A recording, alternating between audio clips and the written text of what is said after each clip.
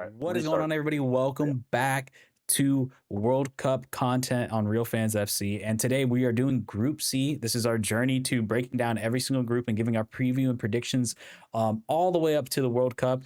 Honestly, I forgot what the letter it stops at. So we're talking a good amount of groups. I think it's like, what, 12 groups, if I'm not 12 wrong? groups. 12 So groups. whatever number that letter falls on, yeah, that's what we're going towards. Um, but yeah, we have a very, very interesting group. This one, we have Brazil, Morocco, Scotland, and Haiti. Look, man, I think the vibes in general for this group is pretty exciting. I'm actually really pumped to see this group and what it has to offer. But yeah, what do you think of this group so far? Yeah, this is definitely a high pace. This is a high energy group. The fans are going to show up, show out from all four nations. You know, the Scots, we know travel well. We've seen in past Euros. The Haitians, I mean, this is literally in their backyard. They're going to be popping out in this World Cup. Brazilians don't really have to speak much about. And the same with Oh, Moroccans. These yeah. guys, dude, I mean, we saw last summer, Julian, in the Club World Cup, Wydad FC, you know, they really showed up and showed out in Philadelphia. And I believe they also played in New York. So, you know, huge shout out to those guys. I mean, all these four fan bases are going to be incredible. It's going to be immaculate. It's going to be lights and energy. But yeah, overall for the group though, I think the group play. I'm going to be honest, dude. It kind of gives me Costa Rica vibes from the last World Cup, where you kind of have your two more top heavy-ish teams, and it seems kind of like a little bit more unfair in that sense. But those two other teams, kind of in essence of Japan and Costa Rica, they're going to fight. They're going to battle till the end, and they're just a bunch of dogs. These are going to be guys that are going to go at it. Haiti and Costa Rica, or excuse me, Haiti and Scotland. They're going to bring it this year at the World Cup. But yeah, let's get into it. Yeah, man. And the first one being Brazil. So I'm going to give a quite quick overview and kind of like my strengths and weaknesses that I think of this team. Um, Overall, I mean, this is a Brazilian team that's been struggling, right? I mean, over the past since 2022 World Cup, really. Look, they made it through qualifying. They kind of struggled through qualifying. They didn't perform the best. Usually, when you look at Brazil and CONMEBOL qualifiers, they're usually one or two, right? Yeah, Competing with Argentina in that realm. But this time, I do you remember what they placed? they were I they think were fifth place. okay, They fifth. I was would going to have say gone to the fourth, Intercontinental playoff if it was which the old is edition.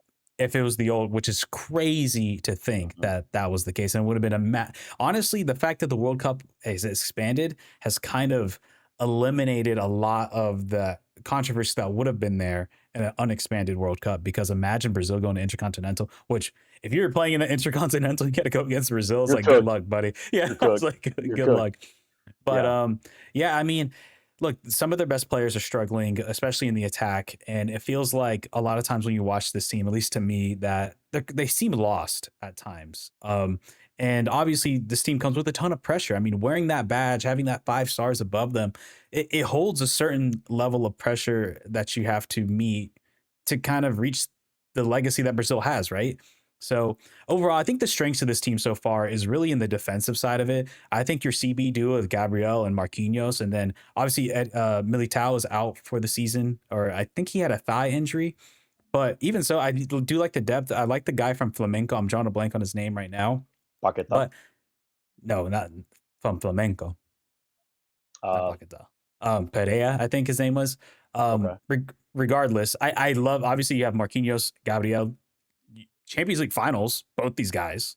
So right now, obviously with the news of Arsenal and PSG making, but so I love that duo and what they have. You have Allison and Net, which at times he's kind of struggled as recently in club form, but at times he can be one of the best goalkeepers in the world. I mean, we saw moments that he had specifically even last year. I remember in Champions League, the guy just looked insane.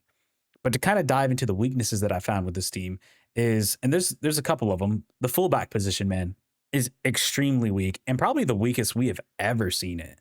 I mean, just to think about the legendary fullbacks that have come out Brazil, like it's crazy to think that you don't like Roberto Carlos, Danny Alves, um, um, um, oh my God, Marcelo. Marcelo, like, and then there's no one like that's crazy to me. Also too, no deadlock starter in the striker position. Obviously, a lot of people are claiming for Endrick, but like, is Endrick ready? Are we okay with Endrick? Times we've seen Endrick, he's been very inconsistent in the country form and international form. Um, Also, I don't know if Ancelotti's going to want to play with a striker. I think you do have guys like Mateus Cunha, who's been kind of stepping up, but he's been kind of dropping back a little bit more than what we've seen before. That we normally see from him in Manchester United, but also too, I think there's a couple things when it comes to some players that just need to come off, and one of those is Casemiro. I think Casemiro's time is done.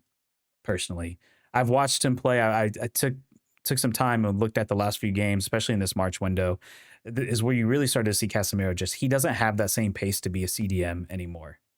He just doesn't have it, and I think it's time to kind of move on and let that space be filled by somebody else, or maybe change the formation a little bit, because I think Casemiro, he's just aged out. He's great for a leader aspect and maybe even coming off the bench for like the last 30 minutes, but I I think his time has passed, and I would like to see a little bit more out of like a Danilo play in that position, because I've liked what I've seen from him from Brazil. So yeah, and then lastly, my last weakness is just key players not stepping up. Especially, I mean, you're looking at a guy like Rafinha, Ballon d'Or contender, and Vinicius Jr., Ballon d'Or contender. Both guys not stepping up. Rafinha a little bit more throughout his tenure with Brazil, but as of recently, they've both been very lackluster.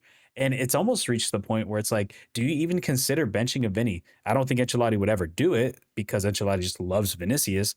But I think there needs to be a tone set of like, hey, you know what? No one's safe, right? So those are my strengths and weaknesses. What do you think, Will?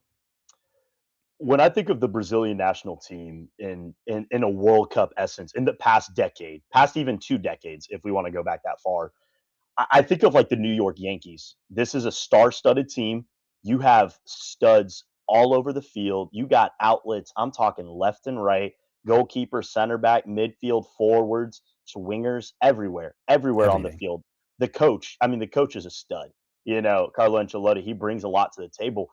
But the problem is similar to the Yankees, the Brazilian national team, self explodes. They don't seem to live up to the pressure. The past years, and I mean, like I said, the past decade, this team has just not been able to. They haven't been able to put the pieces together. Obviously, like you said, we can go off the names all day long. Even at the striker position, you have an Igor Jesus, you have a Thiago balling out in Brentford, Mateus Cunha, Enrique, João Pedro. I mean, Ciao, dude, that's Pedro. That was somebody I was center missing. forward. Like you have all these guys, and that's just the nine position. I mean, the wingers as well, the center backs, like you said, it's all over the field. But the Hey, Brazilian you team, missed Richarlison. Rich Allison, I mean, dude, yeah, he got a good little goal this weekend against Aston Villa. But yeah, it's one of those. This team, it seems to just lack that continuity to be able to build it together and work together. There's a lot of problems on the field, and I know I'm kind of coming off with the negatives first, and there is a lot of other positives. But it seems like I will say this: when somebody goes up to the plate against Brazil and they want to punch them up in the face and they want to actually go blow to blow, Brazil can't last. They don't hang, and it seems like a lot of times, when they go against the big dogs, and I'll even be honest, these past kind of decades, like you alluded to earlier, even in the Bowl qualifiers, you have a team like an Ecuador, a team like a Venezuela trying to go blow for blow with you. And in the past, you would have thought, oh, Brazil, they're going to win that game comfortably. Paraguay. Yeah, they couldn't. They lost. They lost some of those games. I mean, hell, they even tied some of them away, and at home. So it's just a tough feat. This team, they're just trying to figure themselves out. The problem is, unfortunately, the World Cup is less than 2 months away. I mean, it's almost a month away. So we're almost about 35 days out. That identity crisis is just not enough time for these guys. I will say though, that's a little bit on the negative. On the positives though, you kind of alluded to it earlier, Julian. They're star-studded. This team, they're stacked everywhere, left to right. You look at every position. I mean, dude, I don't have to go through the names. We already know the names. They're all over the field. Enrique, João Pedro, Esteval, if he's able to come back. Obviously, Vinicius, Rafinha. So it's all over the field, and even the midfield. I think they have a solid midfield in a Bruno Guimaraes. And possibly like a Casemiro, like you said, who I think could still bring a lot to the table. But it is unfortunately, it's just not seeming to gel the best. But like I said, this is a team. Now, speaking in the group analysis, how they will do there just for this video, I think they're going to be fine. I think they're going to be able to compete. I think, obviously, like I said, they could have a potential hiccup. I could see one of those games. I don't necessarily think it'll be against Scotland or Haiti. I don't see it there, but I could see it happening against Morocco. I could see the Brazilians potentially maybe getting a draw, or maybe honestly Morocco. And we're going to get to them in a sec. They have a very good counterpunch. And this is a team that they know how to balance, and they know their identity. Morocco knows how to play, and this is kind of a team in an identity crisis in Brazil that's still trying to figure it out. But we'll see. I think they'll still do well within the group, but it's going to be interesting after progressing through the group stage. Yeah, I agree with you. To me, I feel pretty confident them in the group. It's how are they going to fare up against the World Cup contenders? I mean, we saw with the likes of when they played against France last month, just really struggle, and I think that's where this Morocco game gets a little bit interesting. But we'll talk about more of that later. I kind of want to dig into like what do we kind of expect to see from this Brazil team, or how they're going to line up, or how they're going to play in this style. Ancelotti went on the record about a couple weeks ago or last week saying that, hey, defense is how you win a World Cup. And you know what that immediately assigned to me was that we're about to see a different Brazil here.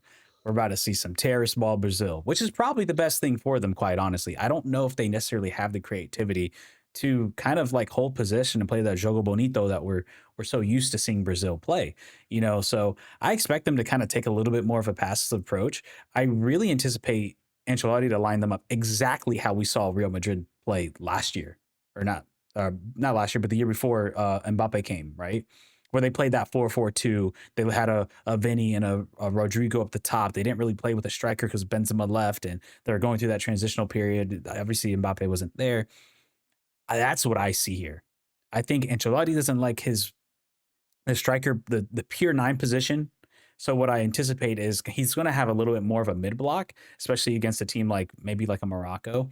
And you have a Vinicius and you have, let's say, a Rafinha. I do think he's going to put in a Mateus Cunha, but I do anticipate Cunha playing more of that false nine, number 10 role. He's going to be that creative spark because he's kind of the only one that has that like Neymar-esque creativity on this Brazil national team right now. So the big question though is how will they play when they're the enforcer, right? When you play against a Haiti, when you play against a Scotland, or whoever you may go up against in the round of 32, or maybe even a Morocco. Maybe they don't want to play so passive against Morocco. Maybe they feel they can go against them. I don't know. I mean, that could be a scary game because Morocco is also a team that could be very, very good on the counter. And I anticipate, but the one thing though is Brazil does have the defenders to kind of stop that. But them having to break down a low block and play heavy possession, I think they might struggle. And that's where I look at like a Scotland game where I'm like, they might struggle in a Scotland game. Scotland could hold it down pretty well defensively. So that's going to play a part. So I'm really interested in how they're going to balance between the two and kind of like level scale themselves, right? Some of the key players I have is look, it has to be Vinny, right? I've been dogging Vinny for like a past year, but the dude has to step up. You can't be this good for club and do nothing for Brazil, especially Brazil. Like you have no excuse. You have one of the most talented national teams out there. He needs to step up, and you have your coach with you. Like your previous coach who basically found you and brought you up to the ranks. Another two players of smaller note, it's going to be Mateus Cunha and Danilo. I think Danilo, he's going to be that force in the midfield that's going to help break up a lot of transitional plays, especially as you get deeper into the World Cup. And I think of Mateus Cunha, where he's going to have to be the creative spark. He's going to have to be that Neymar, that guy who can make those long balls, catch teams in transition. He's going to have to be that guy. And yeah, that's what I got for Brazil. Yeah, 2 names I will say you kinda hit, the nail on the head with, like, with Cunha and Vinny, and I kinda would put Rafinha within that same boat, superstar name, you gotta show up, you gotta show out. Obviously, I know he's coming back from an injury, so it's gonna be a little bit difficult, but 2 guys I will say real quick, and one guy that we're missing the GOAT, but I'll get to him in a sec. The first one is João Pedro. I've been high on this kid ever since he got to Chelsea. Mhm. I really love João. I think he could potentially be a starter, if not him, Cunha. It's going to be interesting to see, or I mean, potentially even Endrick, or we'll see who it is starting up It there. depends how he wants to play. All right. Yeah, Yeah. yeah, but I really I like João Pedro. I think he fits the role. I think he fits the bill well, and I think he plays well with this team. Is also, I remember in qualifiers when it really kind of seemed like Brazil was done and out. And they really were potentially kind of flirting with that line of going to the Intercontinental or qualifying. João Pedro is a guy who was able to step up, against the likes of like a Uruguay at home, or even playing against Venezuela away and things like that. So it is an interesting combo with him and potentially Rafinha and other guys up top. But I really do like João Pedro.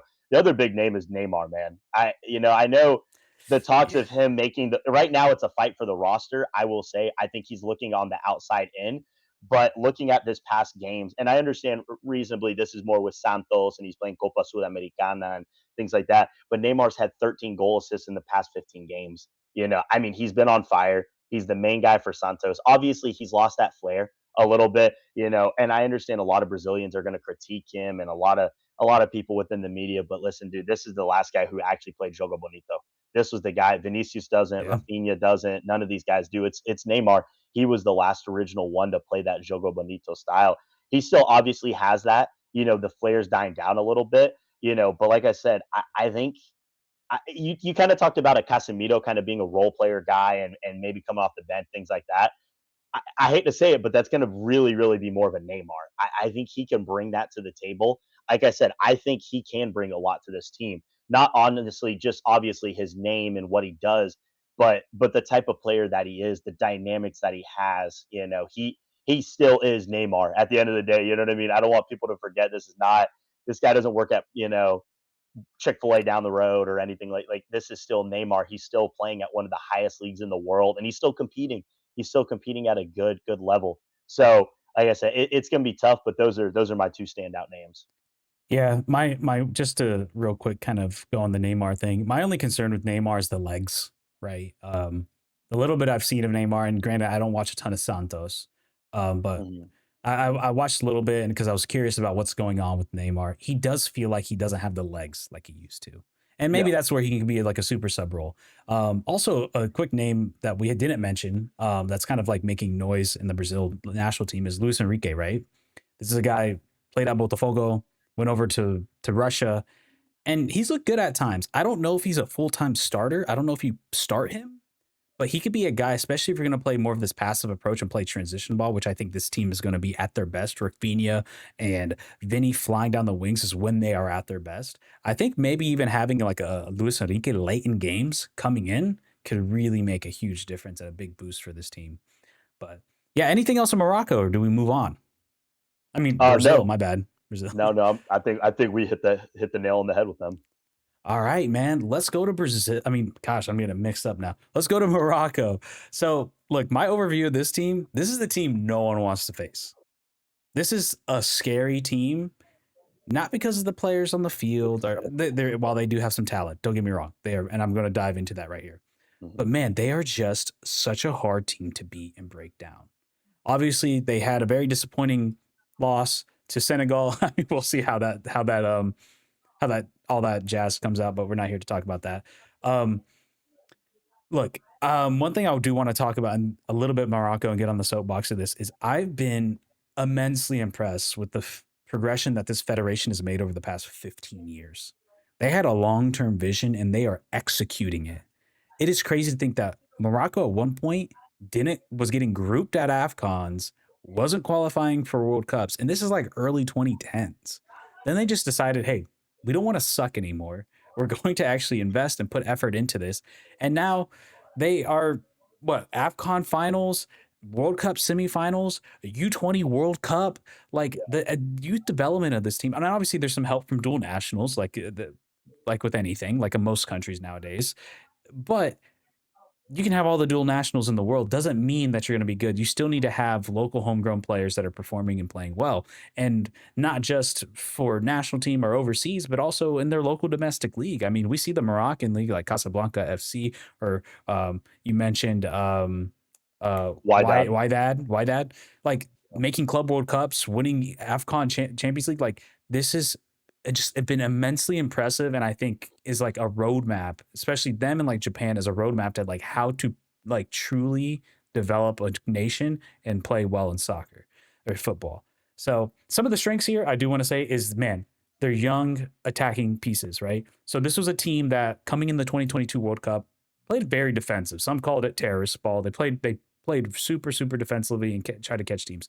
This team has like slowly been evolving from not just being that team, but also being an attacking threat as well, which is immensely impressive because quite honestly, it is very hard for like a team to kind of evolve from that and kind of become more of a possession based team after especially in the short period of time that they've had. Because also too, this is a team that has now since 2022 has kind of accumulated a couple new younger players that weren't necessarily there. We have guys like El Anui, Brahim Diaz, Canus. Like these are all guys that are big contributors to the team. And I look at the right side of this Moroccan team. My gosh, that right side can bang with most of them, most of the teams out there.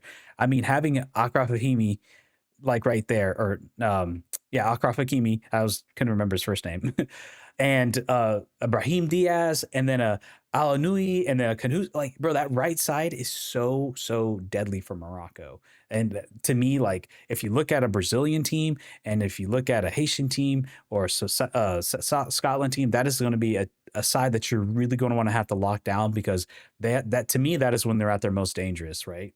Um, and then also not just that, another strength is just being just difficultly hard to break down. Like some teams, when they kind of like go and transition to being a more attacking phase of football, they tend to become let themselves go a little bit more defensively. And this team hasn't really done that.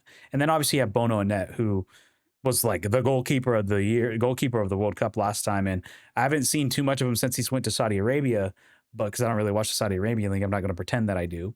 But from what I understand, he's still the same Bono, right? I mean, we saw even in Afcons, like he's still that guy. So, and then to dive a little bit into my weaknesses, one of the glaring weaknesses I see for this team is obviously lack of stability in the attacking position. That striker position has been a rotating circus, and they haven't really yet found the guy. And they've been having to rely on scoring from other players, which has actually worked out. They've been playing pretty well. I mean, but and then also too, as you guys, if you're Moroccan fans, you probably know there's been a big manager change for this Moroccan national team.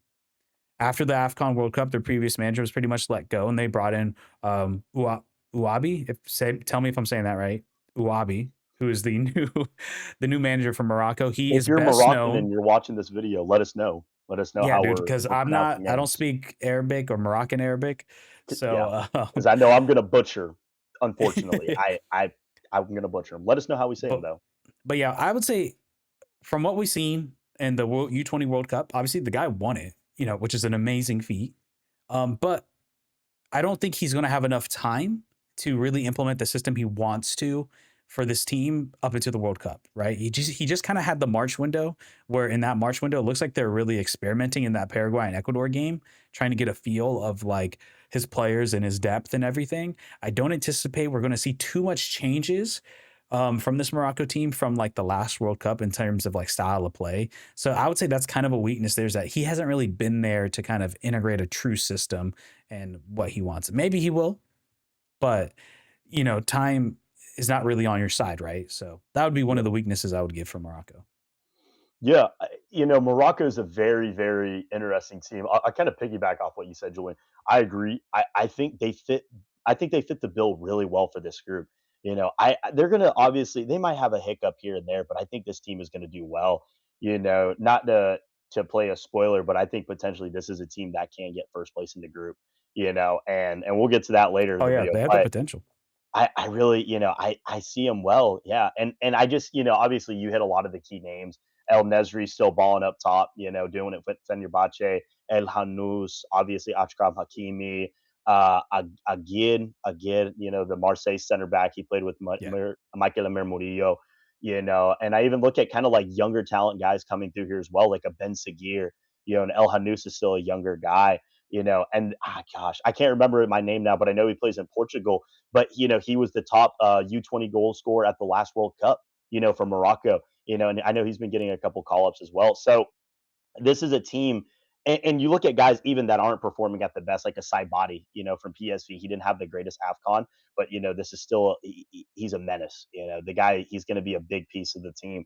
So I really just see this is a Moroccan team, which I know we might get a little bit of hate for. I know international football is not exactly the most loving on a lot of these guys and a lot of their fans, but I have to put respect where respect's due. And this is a team, like you said, last World Cup, fourth place finish, semifinal, AFCON finalist, whether you're Moroccan or not, for you, you might have been the champion, but still, regardless, you made a final. Dude, U20 World Cup champs. I mean, This has been like a pyramid scheme. This team has just kept growing and growing and That's what I'm growing. saying, dude. And it doesn't seem like they're slowing down, that's the thing. It doesn't really seem like they're hitting a generational change where it's kind of like, oh, now, that old guard's kind of out and here's, the kind of younger guys. Well, yeah, the younger guys are stepping up. El Hanous, Ben Seguir, like I said, the names go on and on. But yeah, I really feel like, hitting kind of how you said, I think, against Scotland and Haiti, Morocco, I don't think it's going to be any high scoring of a game, but I could really see these guys getting early goals in it. Morocco's going to keep the pace, they're going to keep the pressure, and they're going to be the fans are going to be electric, dude. All six of those games and that this group are going to be electric.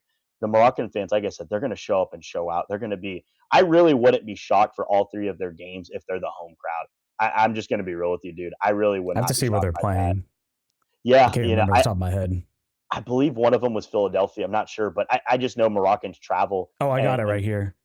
yeah. New York, Boston, and Atlanta. Okay. I don't know about Atlanta too well, but Boston and New York. I mean, yeah, dude. There are Moroccans up in the Northeast big They'll time. find a way So to get to Atlanta. oh yeah, they'll be fine. But yeah, like you said, dude, I think this is an interesting team. There's a lot of positives. Obviously, they know how to play. Like I kind of said earlier, they have a profile. They know the system. Obviously, like you said, Walid Regatta obviously was let go before this World Cup. I think that does shake it up a little bit, but I think this team can still go off the momentum and kind of carry it into this group. Weaknesses, I will say, there's not anything super glaring to me. This is a tough team. I will say though, this is a team that it seems like at times they can slow themselves down a little bit, kind of get a little bit gassed out, if I could say, a little bit tired. I It can see just that. seems Yeah, like, in that Senegal final, Senegal was able to trade blows with them, and Morocco was able to do it for the most part. But it just kind of seemed like they lost a little bit of steam, kind of similar to Brazil. I don't think it'll affect Morocco as much. There's some guys out there that are saying this team might get grouped.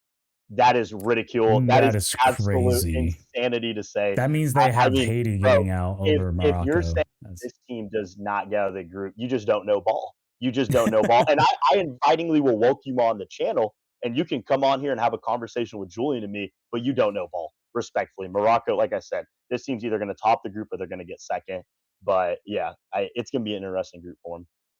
Yeah, I will say kind of like things to expect from this team in terms of like technical identity. Like I kind of briefly mentioned it, where I don't really see too much change, honestly. Like I think we're going to see relatively. I think they may play a cleaner style of ball because I will say like I'm not even. I can't remember how to pronounce the last manager. Retegui is that Retegui? We're good. Yeah, Yeah. he kind of played a kind of uglier style of ball. It wasn't very super. It wasn't super fluid. So we might see a little bit of a cleaner version over Wabi, but outside of that, I do think they're. To me, I think while Morocco can play a better attacking ball than they did 4 years ago, I do think they are still at their best catching people on transition because they just have so much speed, especially down the wings. When you have such a talented wingers, being able to like catch on transition is like a godsend, right? So also too, I don't know if you necessarily have like I said, they don't have a consistent striker up top who can kind of play that more possession style ball. So to me, I think Morocco's going to be best absorbing pressure and countering them, but they are a lot more deadly in the attack than they will be in 2022. That being said, I think also too that is going to be the best way to play Brazil because Brazil struggles with possession. Brazil is going to get caught, and if you think about this strategically and tactically, you want to play that way, but let Brazil come at you. Let them come at you because you're going to catch them. So that's the way I kind of look at it. As terms of key players, obviously Hakimi, the star, the Champions League winner, he might win it. My prediction, he's going to win it again because I don't think they're going to beat Arsenal. I don't think Arsenal's going to be able to beat them. I think Brahim Diaz is a big part, especially in the creative flow of this team, being able to create things. And then my last one is El Nui. Like I said, let me know if I'm saying that wrong. That dude is an engine. The little bit I've seen from him in Roma and Serie A, I don't know why that man's not starting more. And then on top of that, the performances that he's put on for Morocco, that guy, I love a box to box midfielder. I love a guy who can go up and down, defend, attack, and just like, because it's such a force, it's such an important, pivotal role. And I think this guy is going to be a key in Morocco being able to get the results and potentially even win this group. So, yeah. Yeah, 2 names I really just wanna shout out. I gotta go with the Stuttgart guy, man, El Hanous. This guy's a beast. Yeah. You know, El Hanous in the last AFCON, dude, he was tearing people apart, brother. I mean, this guy you're talking about the midfield, Julian. The dude's a dog. He's a straight up animal. He's a beast. He This knows team is how to good, play. dude. This They're team really is good, and they're stacked, dude, and he knows how to play. He plays well, you know, and I really, really I mean, he fits this team, the profile so well. I think El Hanous, I think he brings a lot to the table. Another name I kinda and I wanna keep it a little bit on the younger side, um, I'm looking here. I know I'm gonna butcher his name. He didn't get the most minutes in AFCON, but I think this is a guy that can really he can obviously come off the bench, but he can also I personally think he could be potentially a starter, kind of just seeing how this team wants to play it out. But it's a Hamza Igamani over at Lille. You know, the minutes that he had in the AFCON, I mean, he looked well against Cameroon. He looked good against Nigeria, and he looked good even against Senegal. I don't think he was that poor. You know, obviously it's probably more than likely going to be an El Nesri or even the guy. I can't even think the bicycle kit kid. That dude was yeah, insane. yeah, yeah. I know what I'm you're talking about. drawing a blank on his name, I don't know but his name. I don't but know his name, but I know he'll exactly probably what you're talking about. more than likely he's probably going to be the starter. That guy's also a dog as well. I mean, they're all beasts. But yeah, like I said, I really like this young talent. I like the team that's coming up. Adley as well in the back line. He's a prospect. He's big as well. So yeah, I think this team that old guard's kind of moving out. You can tell a little bit with the Bonu and the Hakimi and guys like that kind of moving on. But this new guard, I mean, dude, they're just picking up the pieces and rolling. Yeah, man. Let's move to Scotland, man. This is an interesting team. So, man, I feel like this Scottish team, bro, they're just gonna go out there and fight you, bro. They're just gonna go out there. They're gonna put up a fight. They're not gonna go down easy. This was our first World Cup in 28 years since 1998. Um, amazing World Cup qualifying performance in that Denmark game in particular. What an amazing game. 4-2. Scotland wins. Just absolute back and forth. Man, look, this is not the most talented team, but the level of camaraderie that this team has about them is just levels above most teams in this category, right? In this World Cup.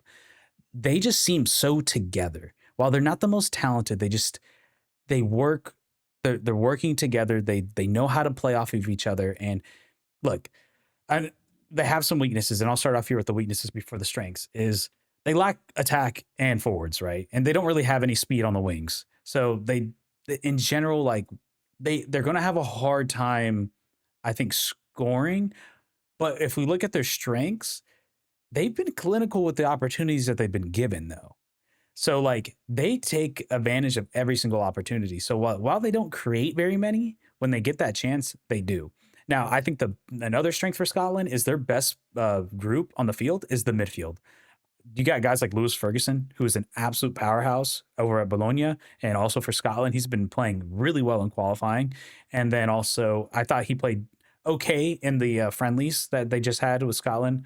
I mean, the Scotland just had that I believe was against Ivory Coast, Ivory Coast and Japan, if I'm not Japan, wrong. No, Japan. Yeah, it was Japan. It was Japan. Yeah, it was for sure Japan. Those were struggling games.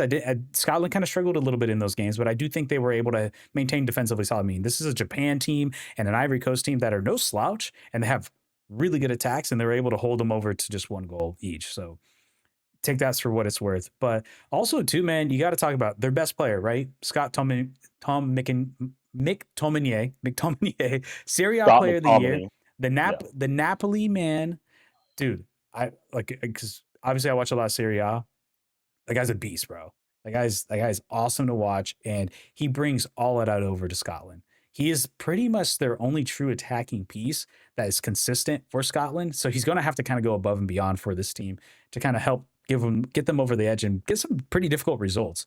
So to me, like that midfield is really strong, both with McTominay on the front of the midfield, and then you have a Lewis Ferguson over in the bottom half of the midfield, kind of holding it down. yeah. Sauce McTominay. I like to call him not Scott McTominay, is that how you say it? McTominay. McTominay. McTominay. Yeah, It's probably that Scottish accent. I can't say. yeah. I always want to say Sauce. McTominay like it's French. Yeah. Yeah, dude, Scott. I mean, like I said, Sauce McTominay. He is incredible. Obviously, he's a Serie A player, for a reason. Excuse me, he's a Serie A player of the season for a reason with Napoli The guy's been a beast. I mean, even this season as well, he contributes all over the field, does it with Scotland. You shouted out, obviously, Lewis Morgan over at Bologna. Dude, Billy Gilmore as well. How about Sauce McTominay's partner, partner in crime over at Napoli? I mean, he's also really, really good. Like you said, Yeah. this team doesn't have the most speed. They still do lack a little bit within that in the nine role and even in the winger position. But this is still a team that they can hurt you on the counter attack. They can hurt you with possession. They can hurt you when you have the ball or you don't have the ball. This is a physical team. A lot of these guys play in the championship, Norwich, Middlesbrough, Ipswich, teams like that. You Mhm. have guys as well in the Premier League, like an Andy Robertson, a John McGinn at Aston Villa. So this is an interesting team. This is not a team to sleep on. Definitely not some, type of a team that's just kind of like, yeah, we're going to walk over them, and like you said, obviously Scotland hasn't had exactly the most success when it's come to international football tournaments within a World Cup or also in a Euros as well. But I really think, I think they favor themselves in this group. Obviously, we're going to get to Haiti in a second, but I look at that Haiti Scotland game. It's tough. I think Scotland will win. I just think they have enough pieces within their starting 11 to figure it out and off the bench. Now in that Morocco Brazil game for Scotland, I favor both Brazil and Morocco, but it's going to be a slugfest. It's not going to be a sleeper game. I think Scotland's going to be up for the challenge for one of them, especially one of those games. I think they're really going to surprise the world. I think they're going to be able to go out there and show what they are. We obviously know the Scottish Army is going to be traveling well. They're going The to be coming over. Tartan Army? Tartan I Army? was I couldn't remember the name, but It's yeah, Tartan Army. Yeah, the I'm pretty Tartan sure. Army is going to be Let me traveling, know man. if you're Listen, Scottish. Let's see if I'm saying. I'm terrible with names, so as yeah, you can tell. yeah. But The kilts are going to be out, man. The bagpipes are going to be playing, and the boys are going to be running over the field. It's dude, going they're to gonna be turn. it's going to be good. As somebody who's a Miami native.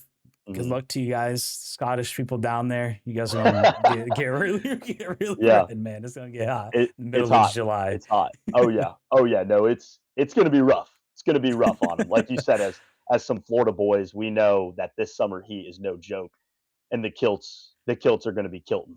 So, but yeah, Oh I, yeah, I, I you're like gonna need this it. team. They're going to need it. They're going to need it. But yeah, weaknesses within the team. I mean, we kind of said it. The speed. Che Adams is their best striker. That's kind of a worry. I don't really know who else could potentially come off for them Lord at that Shanklin. nine. Lord Yeah, I Shanklin don't. from Hearts. He's doing it, I bro. I yeah. don't know if you know about Lord Shanklin. That's a deep cut, but I I don't know about Lord Shanklin. I know about Hearts. I know they're balling out this season, but that yeah, is he's the main man up top over there. okay. Now I Yeah. got to see if this guy can do it against. I know about Hearts because obviously Yeah, one of my Costa Rica players, Kevin Vargas, he played at Hearts for a couple years. So I know yeah. all about Lord Shanklin and how he's just a Scottish legend in the Scottish league. He's been around forever. Um, Well, we'll see if Lord Shanklin can compete with Marquinhos or yeah, yeah. Aguerd because it's going to be Allison. tough. Yeah, it's gonna be a little bit more of a challenge for him. But yeah, Yeah. it's an interesting team. Yeah, not too much. Just we'll see how they play out in this group. Yeah, I think overall I'm kind of curious how they're going to line up with this team because one thing I noticed with Steve Clark, what he was doing with this team was he's been experimenting with a couple different formations. I know one of them he kind of played with the back three, and then he kind of went back to a back four. I do feel like this team is best in a back four. I don't know if they have the depth in the CB position to kind of do a back three. And when you're doing a back three, it really relies on speed on the wings. And I just don't think that formation really works for them. If you're a Scottish fan, let me know what you think. I do obviously they're going to play more of a defensive approach, but and they're going to have to play like that. I'm curious to see how they're going to approach this Haiti game because I do not anticipate Haiti being the enforcer in this game. I think they're going to kind of let Scotland see what they can do and put faith in the fact that they don't have a lot of talent up top for Scotland, and Haiti can kind of get caught in possess when they're progressing a lot of the time. So I think Haiti is probably best if they sit back a little bit more. But yeah, I'm kind of curious to see how Steve Clark's going to line up these boys. Um, because also too, you have to respect Haiti's ability to counterattack, right? And I think they're best suited if they stay in that like a 4-2-3-1 kind of aspect. So yeah, that's kind of what I anticipate seeing from them. Obviously, some of the key plays, Scott McTominay, right? And then Lewis Ferguson, like that, just the midfield holding it down because you're going up against pretty incredible midfields in this World Cup. Even on the Haitian side, I mean, you have guys like Bellegarde and Daily Jean Jacques, and then obviously we already talked about Morocco and Brazil. So you're going to need your two guys to kind of literally step up in that midfield. So yeah.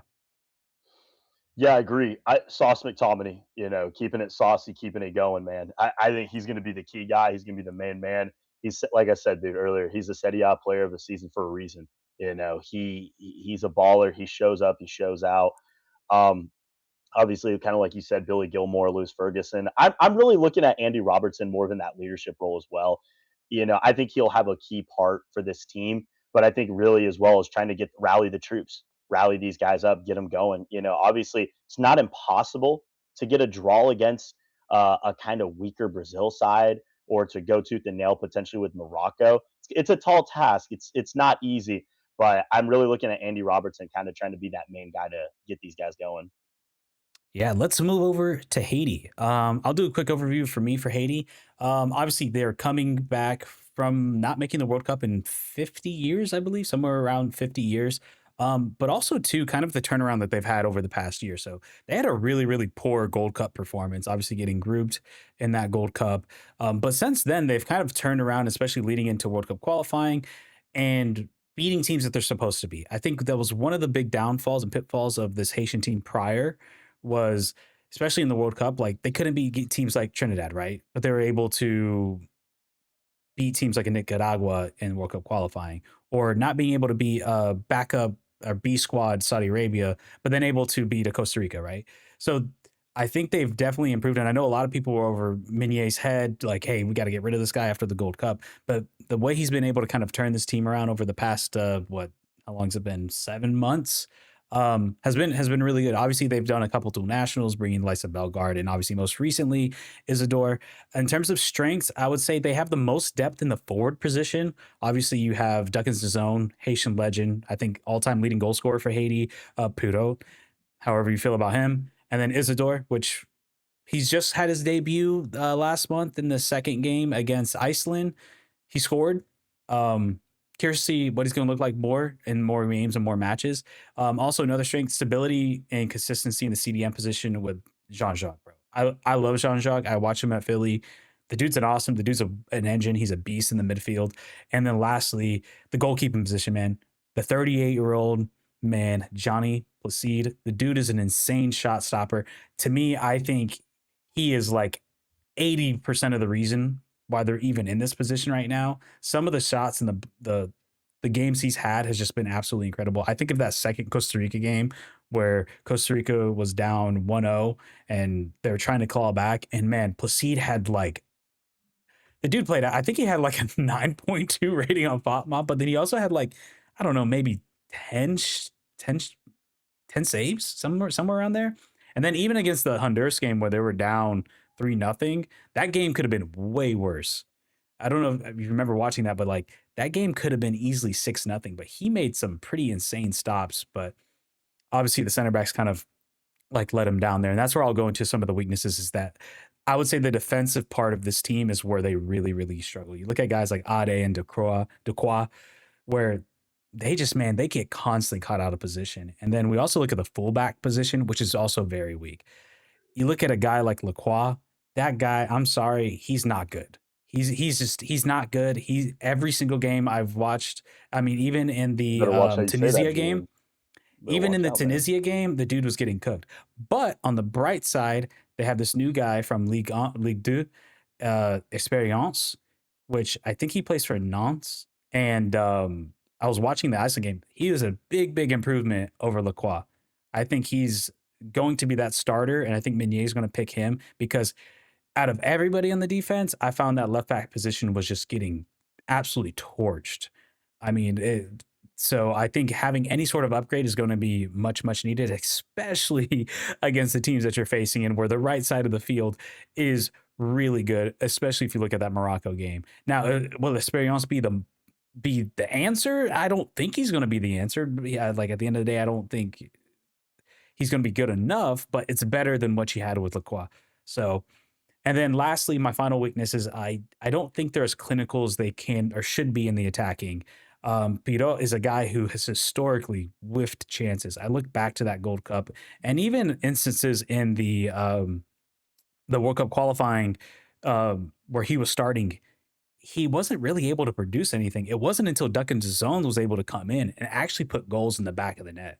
So also have adding a guy like Isidore, he could probably change that. We haven't seen enough from him. Obviously, he could probably help with that clinical finishing. But I do think a big help for Haiti that what they could do is have Nazone and Isidore play side by side in a dual striker format, and I'll probably help a lot more with them being more clinical in that final third because that's one of the big weaknesses I found that Haiti's had.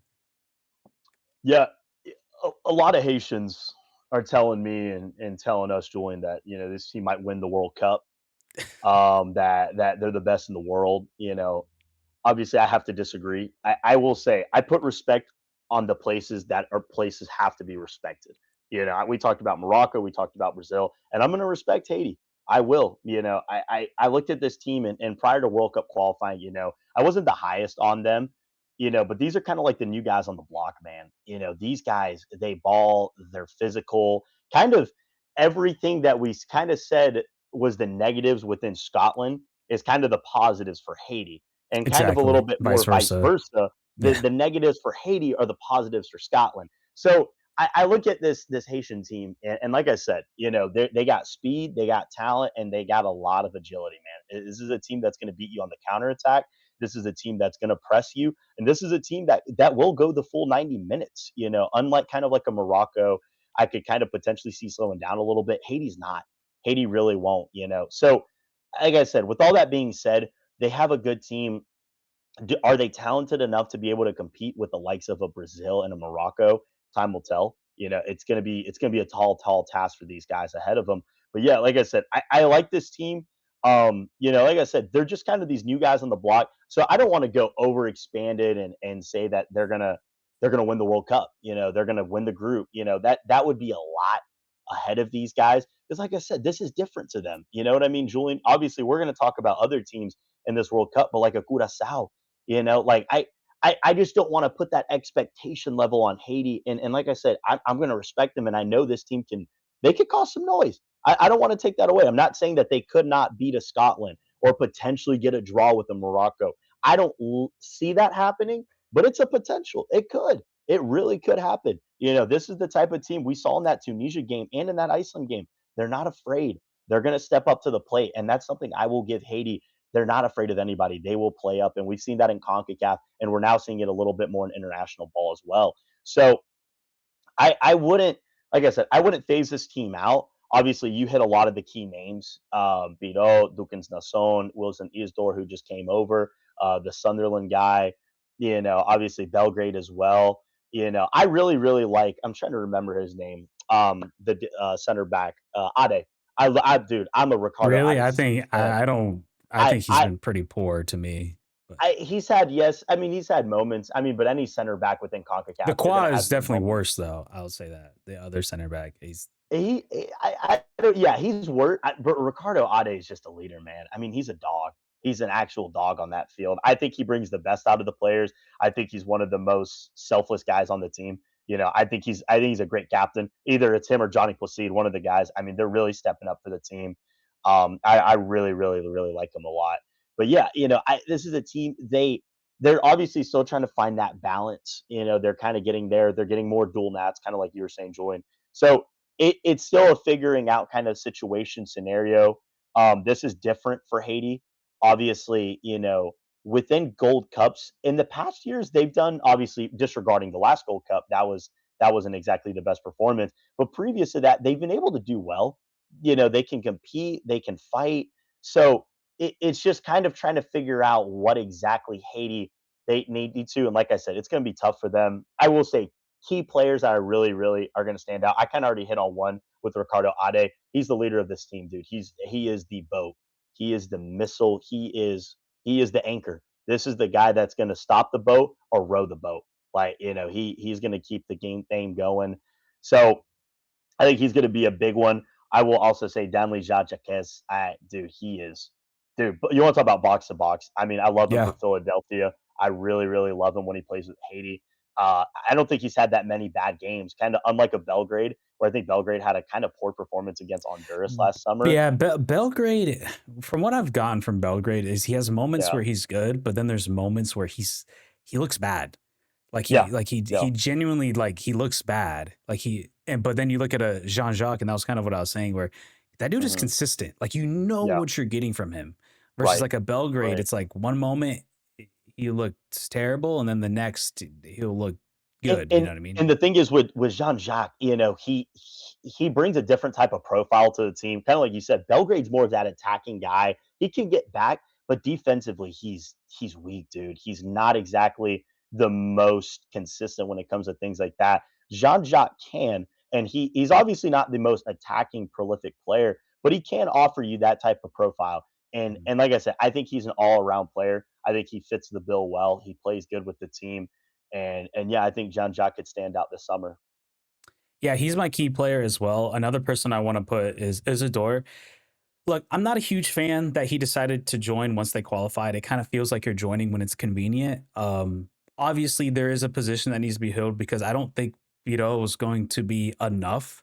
But I don't know, something about him joining when it's like after. It's like at least Belgrade or Belgard, he was there throughout qualifying, right? He showed up, he helped this team qualify, and it Yeah. feels like you're more involved in the team. Haitians, let me know what you think of that, like about him just kind of showing up late. Look, at the end of the day, it's talent. You take what you can get. At the end of the day, this is a Haitian team that needs as much talent as they can like grab. So overall, I do think tactically, I don't think Meunier is going to change too much. The only thing is, I think they need to go to a 4-4-2. I think it will help be more defensively solid, which they're going to need to, and then leverage the fact that your two best attackers are two strikers and go with that. So, um, I do think they need to calm down a little bit on the press because that's one thing that really kills Haiti is that they tend to press too much and then they get caught. And we saw that in World Cup qualifying pretty consistently with Haiti in the Honduras and Costa Rica games where they were getting caught like almost every time they tried to press. So look, and that's Haiti, that's Honduras and Costa Rica. Scotland, Morocco, Brazil are not going to be as gracious as not scoring on you. So that's that. But yeah, we can move on to our final predictions, or you want to talk about like some just general matchups. I will say for me, I think the most interesting matchups of this group is Brazil, Morocco, and then a Brazil, Scotland. Or and then I'll even throw in Scotland, Haiti, because I'm really curious, like stylistically, how that's going to go up against each other. Brazil, Morocco, obviously, those are the two. That's going to come down to who's first. Scotland, Brazil. To me, that's the barometer for Brazil of like how well can they break down a low mid block. Scotland is not the best of teams, but they can be pretty defensively solid. How will Brazil handle that? And then Haiti, Scotland this will kind of gauge for me, especially as a CONCACAF fan, how Haiti positions themselves on the international stage because we only ever really see them on CONCACAF. So how will that, or like the occasional Copa America, how will that CONCACAF versus mid to lower table UEFA international team matchup? So that's really interesting to me. But my Yeah, I final agree. predictions before I let you go, Yeah. I got Morocco 7 points. Brazil, 7 points. Scotland, 3. Haiti, 0. I got Morocco on goal differential. I think Morocco's gonna score more goals in that Scotland game than Brazil will. So I got Yeah. Morocco getting first, Brazil second, because I think it's a draw. Brazil, Morocco, that to me that has draw all over it. Like a 1-1, 2-2, something like that. And yeah. The Haitians are not gonna like that, Julian. I'm just I gonna just keep it don't real. Just should I gonna keep it defend real, my man. point real quick?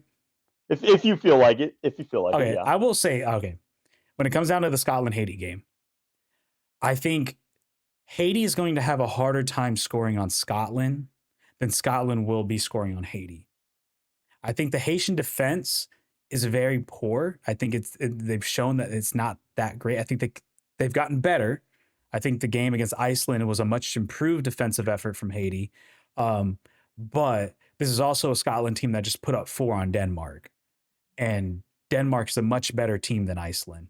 So I think Scotland is going to take advantage of the opportunities, and Haiti's going to give Scotland a lot of opportunities. While Scotland doesn't have the best attack on the scale of things, their attack can compete with a Haitian defense.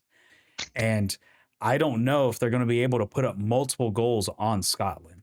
I just don't see it, regardless of Isidore being on the team or not. So that's why I kind of have Haiti losing that game, because I just don't think defensively they'll be able to stop them. Yeah, I agree with you. The two kind of key games for me, it's going to be that Scotland Haiti game, like you said. I think it's a big diameter, or excuse me, diameter, kind of to see where Concacaf's at. Parameter. Per, You said excuse diameter. me, diameter. I know English, definitely, but yeah, I think this is going to be a No, key. no, no, It's no, going to wait. be a key game. Barometer. We got it all Bar- mixed. Barometer. I just couldn't think of the word. I'm tired. I'm Barometer. tired. Yeah. Barometer. I That's think what this is a key barometer for, yeah, but like to see where these guys match up, obviously just, for Haiti, but as well for CONCACAF to kind of see, because Scotland's going to be an interesting game when it does come on the barometer to kind of look at and kind of compare and contrast and see how it is. I will say in that game, I'm leaning towards Scotland winning. I will say, if it is a low scoring game and it's a 1-0, or potentially even a 1-1, I think Haiti could win. I think Scotland could get so frustrated in this Haitian team. Listen, I want to shout out the I Haitian fans as agree. well. We're I talking agree. about like the Moroccan and Scottish fans and all of them. The Haitian fans are going to show up out and show up well. I mean, these guys are going to pop out for these games. And my thing is, I could see them frustrating Scotland enough potentially. Like I said, I don't think it will. I think Scotland's going to win, and that's my other argument, to play a little bit of devil's advocate, is if this becomes a high scoring game, if it becomes a slugfest, Haiti can score goals, but they're not going to stop goals. And I could see this being a 4-2, maybe a 3-2, even like a But potentially 5-2. I could see Scotland going back and forth. Haiti, like I said, they can play with them, but it's just going to be tough. Like you said, this is a different type of team. These are different profiles. Obviously, Iceland and Tunisia were good games, but these are two different teams. Tunisia is kind of coming into this World Cup banged up, and Iceland, I mean, they weren't even close to qualifying to the World and Cup. that wasn't the So, best Tunisian squad either to kind of correct. It was the a B team, realistically. Yeah. my thing is, I just like, I agree with you. If they can hold Scotland to one goal, then anything's possible. If Hmm. Scotland scores two, I just don't see a world where Haiti could put in three. I just don't think Haiti could put in three. They could do two. I do think two is possible, and that's how they're going to have to win. They're going to have to win by holding Scotland under two. The moment Scotland Yeah. scores two, I think the best you can get out of that is a draw. That's what I anticipate. Yeah. But Yeah. My final prediction, just to wrap it up, the Haitians, you guys are gonna hate me. I know. I know. I hate to say it, but I'm going Morocco first as well. I think they okay, have enough. I got shout out Brazil Morocco. second. Yeah, I got Scotland third, and I've got Haiti fourth. What's the I points? I I'm gonna go Haiti 0. I'm gonna go Scotland 4. I'm gonna go Brazil Ooh, 5, and I'm gonna go Morocco ooh, 7. I think the Tartan that's a Army, spicy take. I That's a think they have enough to front, like I said, the Brazil way we're talking 5. about the way we talk about Haiti compared to like a Scotland is kind of how I feel like with like a Brazil compared to like Scotland. Scotland can frustrate them. I think they can kind of make it interesting. I think Brazil just has a stinker in this group. I think they really have a game where they're just going to stink the ball, and it's going to be rough. But yeah, that's my final take. Yeah, I think it's going to be a fun group nonetheless. Yeah. I think for all teams like Brazil, Morocco, Haiti, Scotland, uh, I think it's going to be a fun one. I think just go out there and enjoy the moment. I mean, hey, if you can get upsets, I think it's possible. I think it's possible for Haiti to get the upset. It's possible for Haiti maybe even a hunker down and get a result against Brazil. Maybe, who knows? But I think anything's not possible in World Cup. So, like we've seen crazier Yeah. things, right? Yeah. And one of them being in this group with Morocco making a semifinal. So that's pretty much it. That's the end of this video. If you guys enjoy and you want to see more World Cup group previews, please sure to like, subscribe, and we'll see you in the next one. Peace out, everybody.